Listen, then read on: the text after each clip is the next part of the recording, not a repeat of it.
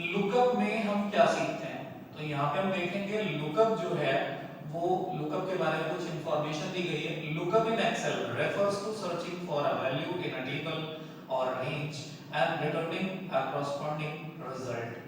इसका मतलब है कि एक टेबल है जिसके अंदर कोई डेटा है, कोई जानकारी है जिसको हमने फीड कर रखा है या लिखा हुआ है, और लुकअप क्या करता है, उस पूरे टेबल के अंदर उस वैल्यू को ढूंढता है, सर्च करता है और रिजल्ट के रूप में हमें निकाल करके उसे बाहर दे देता है।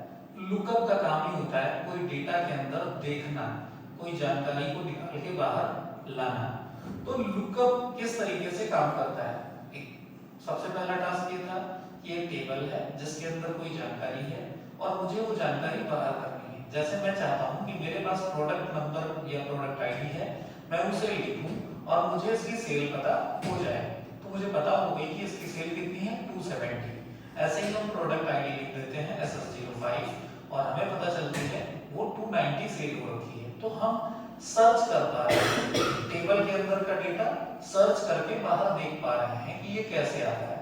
तो अब आपको जानना है कि ये किस तरीके से काम कर रहा है, सर्च करके रिजल्ट देता है। ये चीज तो आप सीखिए।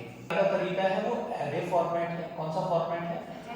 Lookup value in array format. Array format में हम लुकअप देते हैं, ब्रैकेट में लुकअप वैल्यू देते हैं और फिर लुकअप एरे दे देते हैं। मगर मेरे पास दूसरा भी एक मेथड है जिससे हम लुकअप को लगा सकते हैं। इस लुकअप को बोलते हैं वेक्टर फॉर्मेट। तो इसका मतलब है हम लुकअप दो तरीके से लगा सकते हैं। तो दोनों में से हम एक एक करके दोनों अप्लाई करेंगे। सबसे पहला जो तरीका है वो कौन सा है? एरे। तो हम एरे फॉर्मेट को यूज करने वाले हैं।